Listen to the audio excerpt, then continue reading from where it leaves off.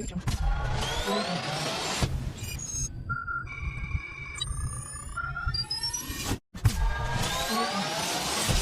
Audio Jungle. 我现在在车里坐着呢，但是我的声音可以从车外播放出来，是不是特别酷？因为我之前同事呢去静态体验了这台车，就跟大家讲了外观设计啊、定位啊以及尺寸等等，对它的评价呢也非常高。那当然，他也是给我布置了一个任务，来好好的帮你们体验一下这台车都有哪些好玩的地方。我们先说车外好玩的功能，除了声音外放，它还有一个非常显眼的灯幕。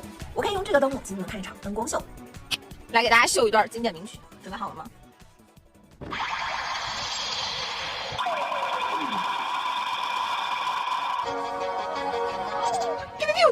当然，它也是可以自定义显示内容的。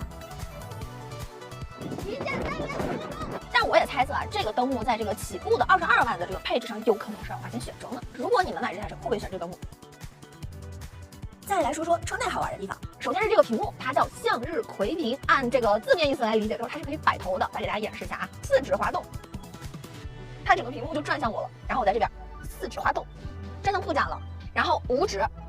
就回到原位了。所以呢，我觉得这个屏幕啊，最大的好处就是在驾驶的时候方便去操作。因为你看，它当转向我驾驶者的时候，我就不用伸着手了，我这样就可以去很轻松的点击去选择地图啊，或者说在右下角的这些功能按键。那当然，现在屏幕的玩法也非常多嘛，像它这个向日葵屏，还有滑移屏，还有这种前后伸缩屏，你们觉得哪种更实用呢？车机里呢，我还发现了一个之前在极客的车型上从来没见过的功能 ，AI Lab， 给你们展示一下。第一个项目就是可见可说，灯光收到。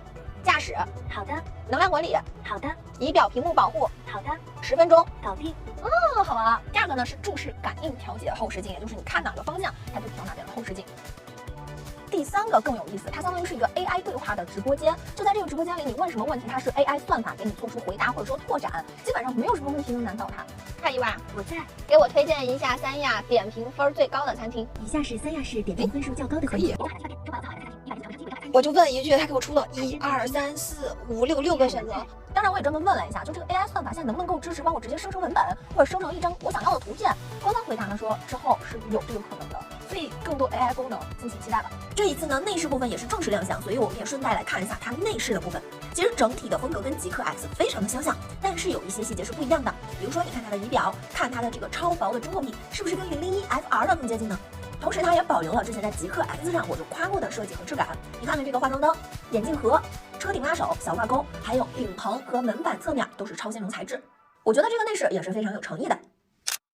OK， 我们开起来说说。当然，驾驶部分好玩的地方我给放在了后半部分。我们先来说说它的技术表现。OK， 我现在终于开上这台017了。那这次首播试驾，就赶紧跟大家好好来聊聊驾驶部分。最满意的，我觉得应该是它的这个底盘的质感了，以及它这个滤震性是真的做得非常不错。说实话，它这个价位26万，对吧？它没有给你配备空悬，但是它还是有 CCD 的这样的一个减震的，你能感觉到它悬架行程，然后还有阻尼的感受，它会去适配你现在去行驶的路段呢，能够给你一个很好的、很丝滑的这样的一个行驶感受，以及很棒的一个侧向的支撑。那另外的话，隔音其实它是一个无框车门。但是我们现在已经跑到110、120了，我觉得它风噪的抑制还是很好的。胎噪的话会有点明显啊，我甚至觉得胎噪比风噪要明显一些。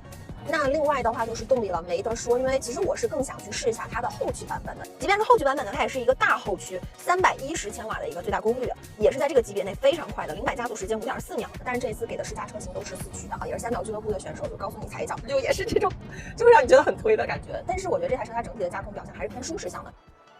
驾驶部分好玩的也是我这次重点体验的，就是极客自研的智驾系统。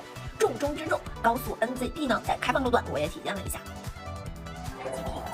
第一个直观感受就是它车内是有一些变化的，就是首先它方向盘上有绿灯亮起，然后在我的前方的仪表，在我的中控屏、在修机上都是现在有整个车道的这样的一个画面显示的。包括大家不知道刚刚有没有看到它自动的变道了，因为我已经设置好了导航，车速其实它也是自动帮我匹配好了。它在识别到前方的车速过慢的时候，它会很及时的去做出变道的反应，然后以及快速的超车啊，这一点就是比较接近于一个熟练驾驶的老司机。当然这个可以设置啊，看到了我的超车变道其实是现在设置的是敏捷的这样的一个选项，然后可以把它换为标准来试一下。好像它标准情况下它的反应要温和了很多啊，跟刚才的画风不太一样。目前使用下来跑高速，我觉得它这个高速 NZP 都是好用的，自研的是有点水平、有点东西的。但是就是说咱这个设定上，我觉得它可以再居中一点。就是现在一个是要么是变得有点快，让我心里没安全感；另外一个有点慢、有点柔，让我有点担心后面车在那个时间内会冲上来。我可以期待它日后的这种 OTA 的升级，它不断的去优化它这个高速 NZP。这个 NZP 会在12月27号007上市时，针对全国的高速开放。那至于城市路段点对点的通勤模式呢，会在明年正式推出。当然，我这次也提前体验了一下。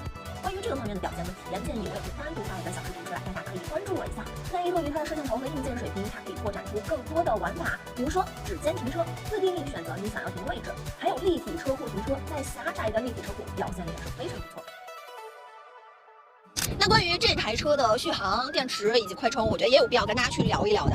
那我们这台4驱版本呢，我看了一下，它的续航里程是670公里的一个纯电续航，但是它应该还会有一个更大的电池包，是870公里的，就是100度的电池。那它使用的其实也是极氪自研的一个金砖电池，15分钟续航能增加610公里啊，这个表现大家也可以对比的看一下。我今天体验完这台极氪007，我觉得它比我想象的要好太多了，我觉得它性价比很高，尤其你对应它的价格区间来看，22万多起的这样的一个售价，哪怕说你这个价格选不到激光雷达或者说这种车外屏，但是它整个内饰质感、设计以及整个驾驶感受，这些都是给你保留的。包括12颗摄像头、5颗毫米波雷达，也是能够支持像我们体验到的这些立体车库停车以及指尖停车等等功能的。所以总体来看，真的性价比很高。我也想问一下，你们能想到20万出头的纯电轿车能跟它 PK 的有谁？欢迎评论区提名。